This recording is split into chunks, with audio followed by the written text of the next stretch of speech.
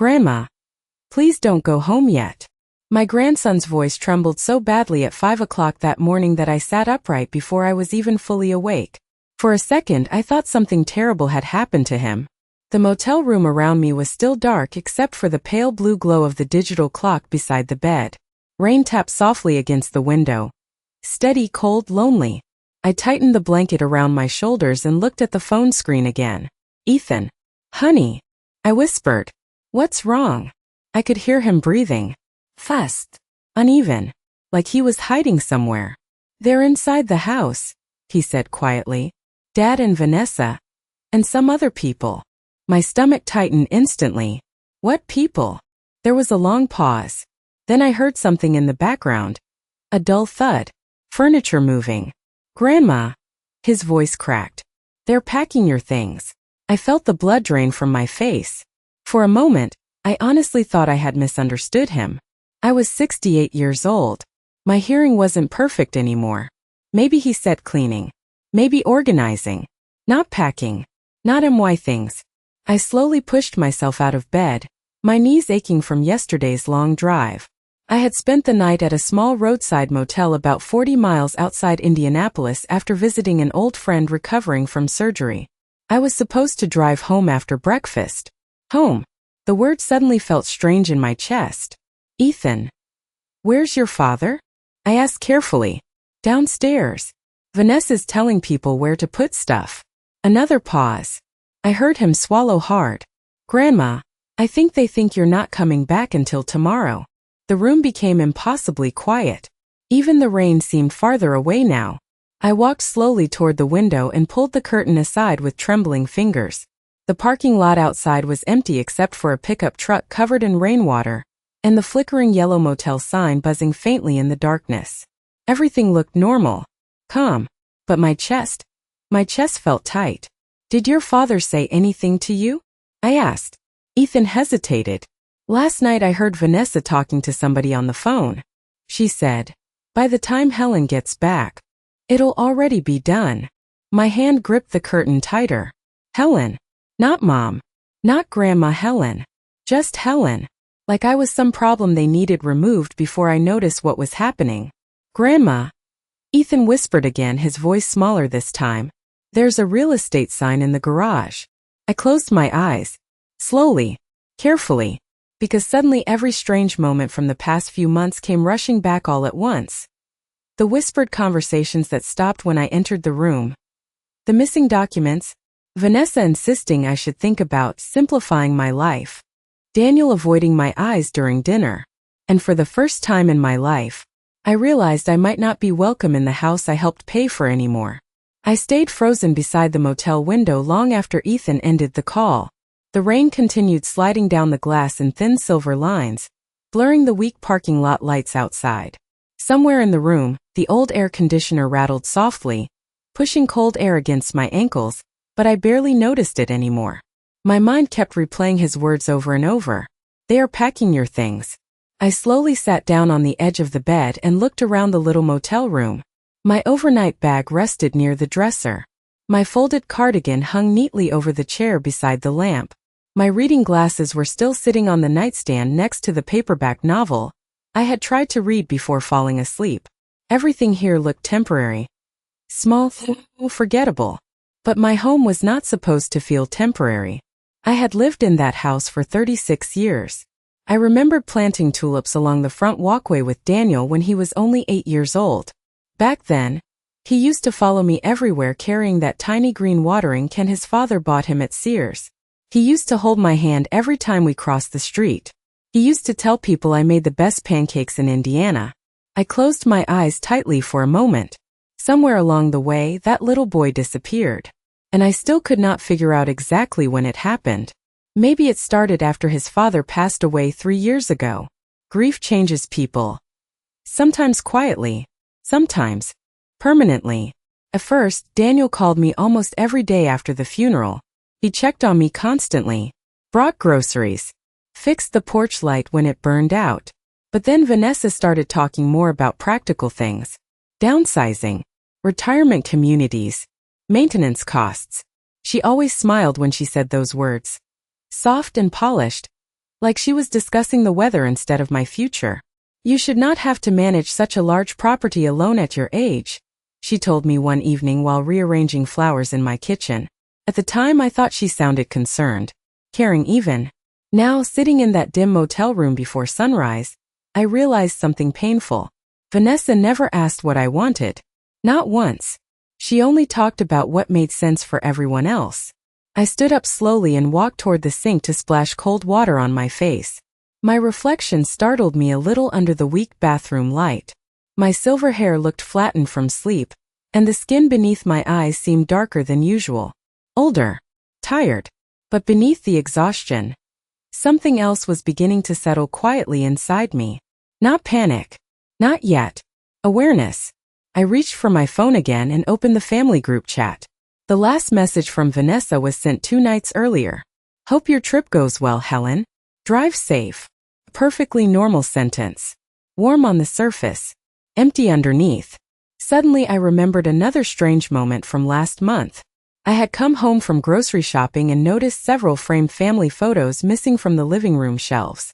When I asked Vanessa where they were, she smiled casually and said she was trying a cleaner look. Cleaner. That word bothered me now more than it should have. Little by little, my life inside that house had been disappearing, and somehow I had convinced myself not to notice. By 6:15 that morning, the rain had finally started to slow down. A pale gray light stretched across the sky outside the motel as I packed my overnight bag with slow, careful movements. I folded my sweater twice before placing it inside, though I had no idea why I was being so precise. Maybe because everything else suddenly felt uncertain. I could not stop thinking about Ethan alone in that house.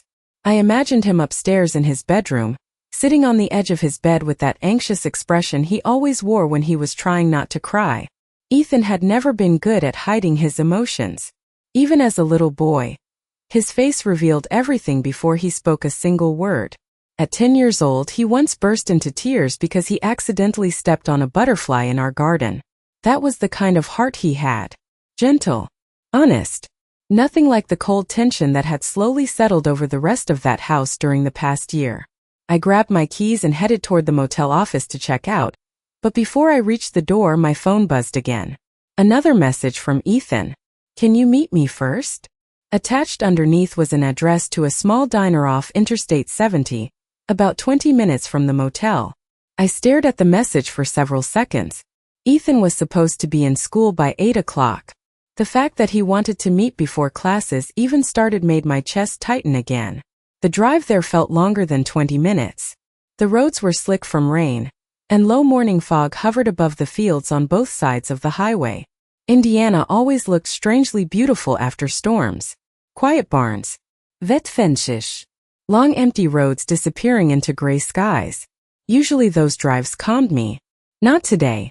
My hands stayed tight around the steering wheel the entire time. The diner sat beside a gas station with a flickering red sign that buzzed softly in the damp morning air. Inside, the smell of coffee and bacon wrapped around me instantly. Country music played low from an old speaker near the kitchen. Everything looked ordinary, which somehow made me feel even worse. Ethan was already sitting in the back corner booth wearing a dark gray hoodie pulled halfway over his head. The moment he saw me walk in, he stood up too fast and nearly knocked over his orange juice. Grandma! His voice sounded relieved, but frightened too. I slid into the booth across from him and reached for his hand immediately. It felt ice cold. Honey, what is going on? He looked around nervously before pulling out his phone. I took pictures, he whispered. My stomach dropped. Ethan opened his camera roll with trembling fingers and turned the screen toward me. The first photo showed 2 men carrying boxes through my living room. Another showed bubble wrap spread across my dining table beside framed family pictures. Then I saw the last image, and my entire body went still. A real estate sign, white and blue, leaning against the garage wall beside my gardening tools. Sold was already attached across the bottom in bright red letters. Ethan swallowed hard. Grandma, I do not think they are planning to ask you first. I stared at the phone screen so long that the waitress eventually walked over and asked if we needed more coffee. I barely heard her. My eyes remained fixed on that bright red sold sign leaning against my garage wall like it already belonged there. Like my life inside that house had already ended and nobody bothered informing me. Ethan lowered the phone slowly, watching my face carefully. Poor boy looked terrified that I might break apart right there in the diner booth. But I did not cry. I did not raise my voice. Years of surviving disappointment had taught me something important. Sometimes silence protects your dignity better than anger ever could. I wrapped both hands around the warm coffee mug in front of me and forced myself to breathe slowly. "Did you hear your father say anything else?" I asked quietly. Ethan nodded once. "Last night after dinner." He swallowed hard again. "Vanessa said the closing process would be easier if you stayed with Aunt Carol for a few weeks first." Aunt Carol. My younger sister lived nearly 200 miles away in Ohio. Vanessa herself had suggested I visit her last week. She even helped me pack snacks for the drive and kissed my cheek before I left. The memory made my stomach turn slightly now. Every kindness suddenly felt rehearsed, planned. Ethan leaned closer across the table. "Grandma, I do not think Dad knows I called you." I nodded slowly. "You did the right thing." His eyes filled with relief so quickly it nearly broke my heart. That boy had probably been carrying this fear alone all night. I glanced toward the diner windows where weak morning sunlight now pushed through the clouds outside. People moved in and out of the gas station next door carrying coffee cups and breakfast sandwiches. Ordinary lives continuing normally while mine quietly unraveled inside a roadside booth. Then another memory surfaced suddenly. 2 months ago, Vanessa insisted on helping me organize old paperwork in the basement. At the time, I appreciated it because my arthritis had been bothering my hands badly. We spent nearly 4 hours sorting through filing boxes near the old freezer. I remembered stepping upstairs briefly to answer a phone call from church. When I came back down, Vanessa quickly closed one of the folders and smiled too brightly. "Just boring insurance papers," she said casually. I never questioned it afterward. Now I wondered exactly what she had been reading when I walked back into that basement. Ethan pushed his untouched pancakes around with his fork before speaking again. "Grandma, there is something else." His voice lowered almost to a whisper. "Yesterday I heard Dad ask Vanessa if your name was still on everything." My chest tightened instantly. "And what did she say?" Ethan looked down at the table. "She said, not for long." For a moment, the sounds inside the diner seemed to fade completely. No dishes clattering. No music. No voices. Just those 3 words echoing quietly inside my head. Not for long. I looked at my grandson sitting across from me in that worn vinyl booth and realized something painful. The only person in my family who still saw me as human was the youngest one at the table. After breakfast, I insisted Ethan go to school like normal. He argued with me quietly in the diner parking lot, while cold wind pushed damp leaves across the pavement around our feet. "I do not want to leave you alone," he said, pulling his hoodie tighter against the morning chill. His face looked pale beneath the gray sky. 16 years old. And already carrying worries no child should have to carry. I touched his cheek gently and forced a small smile. "You already helped me more than you know." He still hesitated. "Promise me you will not go inside the house alone."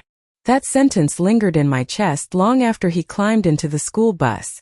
I watched him disappear behind fogged windows, then stood there alone beside my car listening to the distant rumble of traffic on the interstate. The air smelled like wet asphalt and coffee. For a strange moment, I felt suspended between 2 versions of my life. The old one, where I trusted my family completely, and whatever was waiting for me next. Instead of driving home, I turned toward downtown Indianapolis. My hand stayed steady on the steering wheel now. Too steady. Shock had slowly hardened into something colder during the past hour. I needed facts before emotions, proof before confrontation. By 9:30, I was sitting inside the downtown branch of First National Bank, beneath harsh fluorescent lights that made everyone look tired. The young receptionist smiled politely when I explained that I needed to review several documents connected to my property and retirement accounts. "Of course, Mrs. Whitmore," she said. "Mr. Harlan can meet with you shortly." I recognized Thomas Harlan immediately when he walked into the office. He had managed our accounts for nearly 15 years. His expression brightened at first when he saw me, but then something shifted behind his eyes. Something uneasy. "Helen, he said carefully as he closed the office door behind him. I was not expecting you today. I sat down slowly across from his desk and folded my hands in my lap. Neither was my family. He blinked once at that. I watched him closely. I need to ask you something directly, Thomas. Has anyone recently discussed transferring ownership of my house? The silence that followed lasted barely 3 seconds, but it told me everything. Thomas leaned back in his chair and removed his glasses slowly. Helen. His voice lowered. I assumed you already knew. A cold heaviness settled into my stomach. He opened a file on his desk and turned several pages toward me. There it was. My property information. Preliminary transfer forms. Notes from meetings I had never attended. And Daniel's signature sitting neatly at the bottom of multiple pages beside handwritten reminders that said, awaiting final authorization. My fingers went numb against the paper. This cannot be legal, I whispered. Thomas looked deeply uncomfortable now. Your son informed us that you intended to transition into assisted living care within the next 60 days. Assisted living. The words landed like stones inside my chest. I stared down at the paperwork while memories crashed together in painful clarity. Vanessa casually bringing home brochures for retirement communities. Daniel insisting the stairs were becoming dangerous for me. Conversations suddenly ending when I entered rooms. It was never concern. It was preparation. And the worst part was realizing how carefully they had waited for me to trust them first. Thomas remained quiet while I continued turning the pages one by one. Every document felt heavier than the last. Preliminary sale estimates. Property valuation reports. Notes about preparing the home for listing photos. My home. The place where I brought Daniel home from the hospital wrapped in a blue blanket with tiny sailboats on it. The place where my husband built the back deck himself during one brutally hot July nearly 20 years ago. And now strangers were discussing it like inventory. Did my son sign any final transfer papers? I asked carefully. Thomas shook his head once. Not yet. Legally, the property still belongs entirely to you. I closed my eyes briefly in relief, though the ache inside my chest remained sharp. But they intended to proceed soon, he added quietly. I looked at him across the desk. And nobody thought to call me? Thomas removed his glasses again and rubbed the bridge of his nose. Helen. Your son seemed very convincing. He said your memory had been declining after your husband passed away. For the first time that morning, anger flickered through me. Not loud anger. Not explosive. Something quieter. Colder. The kind that settles deep in your bones. I had spent 3 years grieving my husband with dignity. I still volunteered twice a week at church. I balanced my own finances. I drove myself across state lines alone. Yet somehow my own son had slowly started presenting me to the world as fragile, confused, temporary. I stood up slowly from the chair and gathered the papers neatly into a stack. I would like copies of everything, I said calmly. Thomas nodded immediately. Of course. While the printer hummed quietly behind his desk, I stared out the office window toward downtown traffic moving through weak late morning sunlight. People crossed intersections carrying briefcases and coffee cups. A woman laughed into her phone while waiting at a crosswalk. Somewhere nearby, a siren echoed briefly through the city streets. Life continued normally for everyone else. But inside me, something fundamental had shifted. I no longer felt confused about what was happening. That uncertainty was gone now. In its place was clarity. Painful clarity. But clarity all the same. 20 minutes later, I walked back toward my car carrying a thick manila envelope against my chest. The autumn air outside felt colder than before. Sharp wind swept between the buildings, tugging at my coat while dried leaves scraped across the sidewalk. I sat behind the wheel for several moments without starting the engine. Then my phone buzzed. Vanessa. I stared at her name lighting up the screen. For just a second I considered ignoring it completely. Instead I answered. Helen. Her voice sounded warm and cheerful immediately. Too cheerful. I was just checking in. Did you make it home safely yet? I looked down at the envelope resting on the passenger seat beside me. Not yet, I replied softly. Oh good, she said quickly, almost too quickly. Drive carefully. Daniel was thinking maybe we could all have dinner tonight when you get back. Dinner? Of course.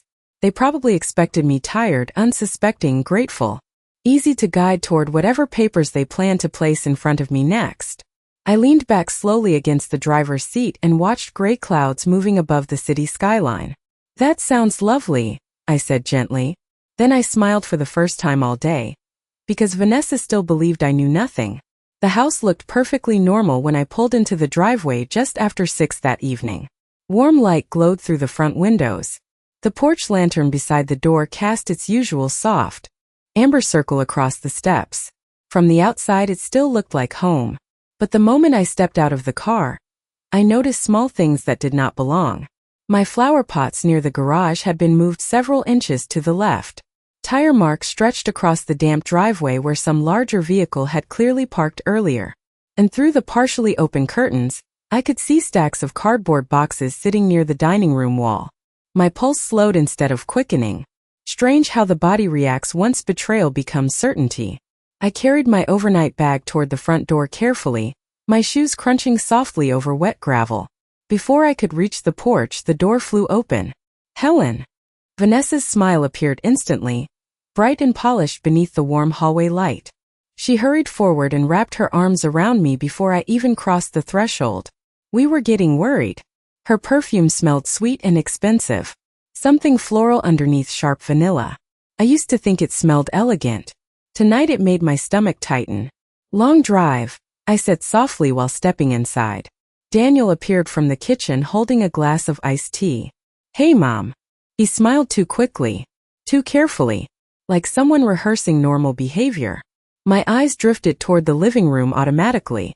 Several framed photographs were missing from the shelves now. The corner lamp beside my late husband's recliner had disappeared entirely. Even the antique clock near the fireplace was gone. Vanessa followed my gaze immediately. "Oh, we started reorganizing while you were away," she explained lightly. "Just trying to freshen things up a little." Freshen things up. Another harmless phrase hiding something rotten underneath.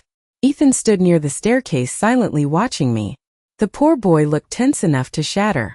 Our eyes met briefly. I gave the smallest nod possible to let him know I understood. Dinner was already prepared. Roast chicken, green beans, mashed potatoes with rosemary. My favorite meal. Of course it was. Vanessa moved gracefully around the kitchen, placing serving dishes onto the table, while soft jazz played quietly through the speakers. Overhead. The performance would have been convincing if I had not already seen the paperwork sitting in my purse upstairs. "You deserve to relax more," Vanessa said while pouring wine into my glass. "You have spent your whole life taking care of everyone else." Daniel nodded immediately beside her. "Exactly. We have been talking a lot while you were gone." There it was. The setup. I folded my napkin carefully across my lap and took a slow sip of water. "Talking about what?" Daniel glanced briefly toward Vanessa before answering. "Your future, Mom." Ethan lowered his fork without eating another bite. Vanessa reached across the table and touched my hand gently. "We only want what is best for you." I looked down at her manicured fingers resting against mine, and suddenly remembered teaching Daniel how to tie his shoes at this very table nearly 40 years ago.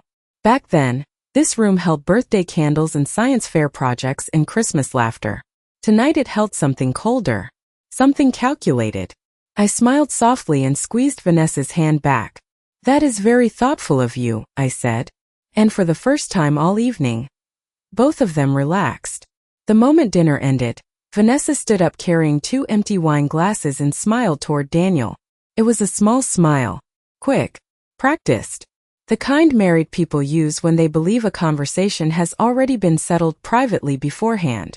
"Why do not we move into the living room?" she suggested lightly. "There is something we wanted to show you." Ethan went completely still beside me. I could almost feel his heartbeat from across the table. Daniel cleared his throat and picked up a slim black folder resting near the kitchen counter. There it was. The performance reaching its final act. I followed them quietly into the living room while soft rain tapped against the windows again outside. The house smelled faintly of rosemary and furniture polish. Somewhere upstairs, the heating vents hummed softly through the ceiling. Everything felt painfully ordinary. Vanessa sat gracefully on the couch while Daniel remained standing beside the fireplace holding the folder against his chest. My husband's recliner was gone. Now, the empty corner where it used to sit looked larger somehow. Colder. Mom, Daniel began carefully, Vanessa and I have spent months researching options that would make life easier for you. Options. Such a harmless word. I lowered myself slowly into the armchair across from them and folded my hands calmly in my lap. That sounds very responsible. Vanessa brightened immediately at my tone. Exactly. We found a beautiful retirement community about 20 minutes from here. They have walking paths, medical staff, social events. She continued speaking while opening a glossy brochure filled with smiling gray-haired couples holding coffee cups beside manicured gardens. I barely looked at it. Instead, I watched Daniel. My son could not meet my eyes for more than 2 seconds at a time. That hurt more than anything else. Vanessa leaned forward warmly. We know this house carries many memories, Helen. But maintaining such a large property alone is becoming unrealistic. Becoming unrealistic. Another carefully chosen phrase. Daniel finally opened the folder and removed several papers. These are preliminary transition documents, he explained quickly. Nothing complicated. Ethan suddenly shifted near the staircase. I glanced toward him briefly and saw panic written all over his face. Poor boy probably thought I was about to lose everything right there in front of him. I reached for the papers slowly. My fingers remained perfectly steady now. Strange. The calmer I became, the more nervous Daniel looked.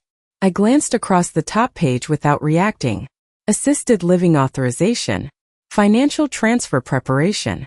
Property transition consent. Exactly what Thomas warned me about earlier. Vanessa softened her voice even more. We only want you to be safe. Safe. I almost smiled at the word. Instead, I lifted my eyes toward both of them carefully. You have clearly worked very hard on all this. Relief flashed across Vanessa's face so fast she could not hide it. Daniel exhaled quietly beside the fireplace. They thought I was surrendering. That was the mistake. Because earlier that afternoon, before returning home, I had already spent 2 hours inside another office. Downtown. Not a bank this time. A law office. And every document connected to my home, my savings, and my late husband's estate had already been transferred into a protected family trust beyond Daniel's reach. Neither of them knew it yet. But the house they were trying to sell no longer belonged to the version of me they thought they understood. I let the silence stretch for several seconds while holding the papers in my lap. Rain drifted softly against the windows behind Daniel, and somewhere in the kitchen, the dishwasher started humming quietly. The entire house felt suspended in a strange calm. The kind that exists right before everything changes forever. Vanessa crossed one elegant leg over the other and smiled patiently at me from the couch. She already believed she had one. We know this is emotional, she said gently. But this really is the best next step. Best next step. I looked around the living room slowly. My living room. The walls still held faint outlines where family photographs used to hang. The lamp beside the staircase cast a warm golden glow across the hardwood floors my husband refinished by hand years ago. Every corner of that house carried pieces of a life I built carefully over decades. And suddenly I realized something important. They never truly understood what they were trying to take from me. Because it was never just a house. It was proof that I existed there. That I mattered there. I placed the papers carefully onto the coffee table and folded my hands again. I appreciate all the effort both of you put into this, I said calmly. Vanessa visibly relaxed. Daniel nodded quickly. We only want to help, Mom. I looked directly at him then. Really looked at him. His father's eyes. My smile when he was nervous. The same little crease near his chin he had since childhood. For one painful second, I saw the little boy who used to wait at the front window every evening for me to come home from work. Then the moment disappeared. That is why this situation makes me so sad, I said quietly. Daniel frowned slightly. Vanessa's posture stiffened beside him. I reached into my purse and removed the manila envelope from downtown. Neither of them moved at first. Then I slid several copies across the coffee table toward Daniel. The room became completely silent except for the rain outside. Daniel picked up the first page slowly. I watched the color drain from his face almost immediately. Vanessa leaned closer beside him, reading faster and faster with every page. What is this? she whispered sharply. The Whitmore Family Trust, I answered softly. Created this afternoon. Daniel looked up at me in disbelief. Mom. The house, the property, the accounts connected to your father's estate. All legally protected now. Vanessa grabbed another page with trembling fingers. You transferred everything without discussing it with us? There it was. Not concern. Not heartbreak. Anger. Pure anger. I held her gaze calmly. You were already discussing my future without discussing it with me. For a moment nobody spoke. Ethan slowly stepped farther down the staircase behind them, staring at me like he could finally breathe again. Daniel rubbed both hands across his face. Mom, we were only trying to make things easier. Easier. I stood up slowly from the armchair and looked around the room one last time. A home built with love should never become a transaction, I said quietly. Vanessa opened her mouth again, but I raised my hand gently before she could speak. I am not moving into assisted living, and this house is not being sold. The silence afterward felt enormous. I picked up my overnight bag near the doorway while cold rain continued tapping softly against the windows. Then suddenly I heard footsteps behind me. Ethan. He wrapped his arms around me tightly before I could reach the front door. I am sorry, Grandma, he whispered shakily. I held him close and closed my eyes for a moment. You have nothing to apologize for. And standing there beneath the warm hallway light, I realized the cruelest betrayals often come from the people who believe you are too old to notice them. But sometimes salvation arrives in the voice of one frightened boy willing to tell the truth before it was too late.